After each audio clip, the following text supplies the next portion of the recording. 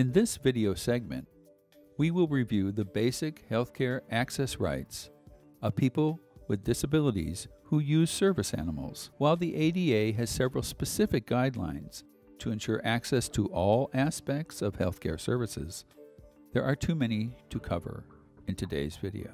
Therefore, we will be focusing on essential medical services that should be accessible to persons with service animals. First, let's define a service animal according to the ADA. The ADA only recognizes dogs and miniature horses as service animals. Companion and therapy animals are not considered service animals and are therefore not protected by the Americans with Disabilities Act as amended. People with disabilities who use service animals should be aware that they are not required to have either a special badge, visual ID, or harness to gain access to a business, including a medical facility.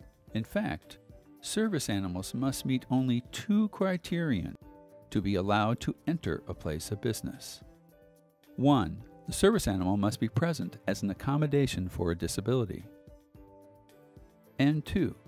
The service animal must behave appropriately and always remain under the control of its owner.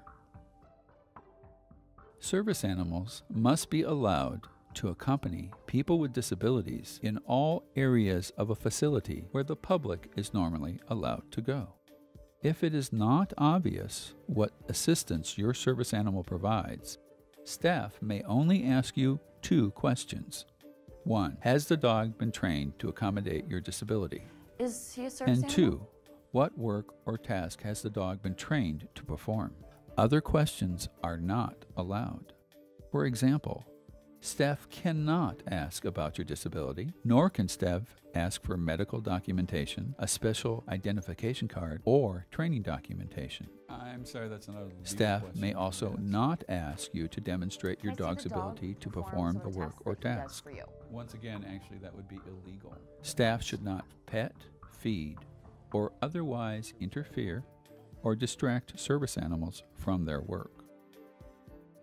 The ADA requires hospitals, offices of healthcare providers, and similar facilities to allow access for service animals. Any objection must represent a direct threat to health or safety, which must be based on medical or other evidence and not assumptions or stereotypes. The OneCare Ombudsman Office wants to make sure that you know your rights. Please click on one of the accompanying videos or visit our website at www.onecareombuds.org for more information.